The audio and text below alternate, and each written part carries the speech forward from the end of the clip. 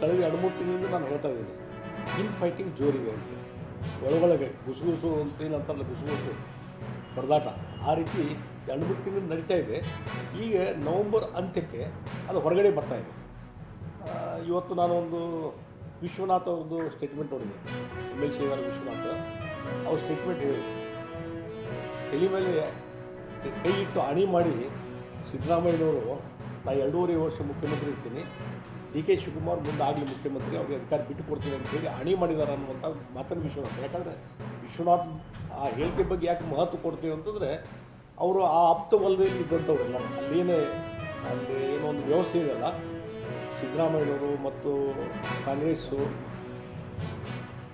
ಆ ವ್ಯವಸ್ಥೆಯಲ್ಲಿ ಇದ್ದಂಥವ್ರು. ಹೀಗಾಗಿ ಬಹುಶಃ ಅವರು ಹೇಳಿದ್ರಲ್ಲಿ ಏನೋ ಒಂದು ಸತ್ಯಾಂಶ ಇದೆ ಅಂತ ನನಗೆ ಅನ್ನಿಸ್ತದೆ. ಆ ಹಿನ್ನೆಲೆಯಲ್ಲಿ ಈ ಇನ್ ಫೈಟಿಂಗ್ ನಡೀತಾ ಇದೆ. ಮತ್ತು ಎಲ್ಲಿವರೆಗೆ ನಾನು ಹೇಳ್ತಾ ಇದ್ದೇನೆ ಅಂತಂದರೆ, ಇದು ಇನ್ ಫೈಟಿಂಗ್ಗೆ ಒಂದು ಅಂತಿಮವಾದಂಥ ಒಂದು ಸರಿಯಾದಂಥ ನಿರ್ಧಾರವನ್ನು ಕೈಗೊಳ್ಳೋದಿದೆ ಕಾಂಗ್ರೆಸ್ ಪಾರ್ಟಿ. ಡೆಫಿನೆಟ್ಲಿ ಈ ಸರ್ಕಾರ ಪತನ ಆಗ್ತದೆ ಮತ್ತು ಸರ್ಕಾರ ಪತನ ಮುಖಾಂತರ ಕಾಂಗ್ರೆಸ್ಸು ತನ್ನ ಅಸ್ತಿತ್ವವನ್ನು ಕಳ್ಕೊಳ್ತದೆ. ಇದರ ರಿಸಲ್ಟ್ ಇಷ್ಟೇ ಇದೆ. ಮತ್ತು ಇದರಿಂದ ಏನಾಗಿದೆ ಅಂದರೆ, ರಾಜ್ಯದಲ್ಲಿ ಒಂದು ಅಸ್ಥಿರವಾದಂಥ ಸರ್ಕಾರ ಕಳೆದ 3-4 ತಿಂಗಳು ನೋಡಿದ್ದೀವಿ. ಈಗೂ ಒಂದು ಅಸ್ಥಿರವಾದಂಥ ಸರ್ಕಾರ, ಇನ್ಸ್ಟೇಬಿಲಿಟಿ ಇದೆ. ಒಂದು ವಿನೂತನವಾದಂಥ ಕಾರ್ಯಕ್ರಮನ ಹಲವಾರು ದಿವಸದಿಂದ ಅನ್ಕೋತಿದ್ವಿ. ಯಾಕೆ ಅಂದ್ಕೊಂಡ್ವಿ ಅಂದರೆ, ನಿಮಗೆ ಯಾಕೆ ಹೇಳೋದು ಫಸ್ಟ್ ಅಂತಂದರೆ, ನಮ್ಮ ಕಾರ್ಯಕರ್ತರಿಗೆ ನಾವೆಲ್ಲರೂ ಕೂಡ ಕೂಗಮಾರಿಗಳಾಗಬೇಕು. ಬೇರೆಯವ್ರು ಏನು ಮಾಡ್ತಾರೆ, ಸಣ್ಣದಾಗಿ ಮಾಡಿದ್ನ ದೊಡ್ಡದಾಗಿ ಪ್ರಚಾರ ತಗೋತಾರೆ, ನಾವ್ಯಾರು ತಗೋತಾ ಇಲ್ಲ ಅನ್ನೋದು ಒಂದು ನಮ್ಮಲ್ಲಿ ಜನತಾದಳದಲ್ಲಿ ಅದೊಂದು ಅಳಕ್ಕಿದೆ. ಅದಕ್ಕೆ ನಾವು ಪೆಟ್ಟಿಗೆ ಅಂಗಡಿ ಆಗಲಿ ಎಲ್ಲಿ ಕೂತರೂ ನಾವು ಮಾತಾಡೋಂಥದ್ದಾಗಬೇಕು. ಒಳ್ಳೆಯದನ್ನು, ಕೆಟ್ಟದ್ದು ಯಾರು ಮಾತಾಡೋದು ಬೇಡ. ನಾವು ಒಳ್ಳೆ ವಿಷಯ ಏನಿರ್ತದೆ ಚರ್ಚೆ ಮಾಡೋದಕ್ಕೆ ಅಭ್ಯಂತರ ಏನಿರಲ್ಲ.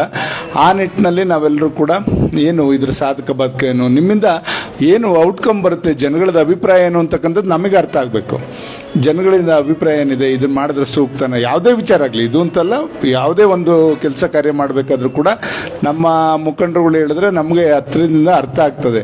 ಇಲ್ಲ ಇದು ಸರಿನಾ, ಸೂಕ್ತನ, ಸಮಾಜಕ್ಕೆ ಇದು ಬೇಕಾ ಬೇಡವಾ ಅನ್ನೋದು ನಾವು ತೀರ್ಮಾನ ತಗೊಳ್ಳೋಕ್ಕೂ ಕೂಡ ಅನುಕೂಲ ಆಗುತ್ತೆ.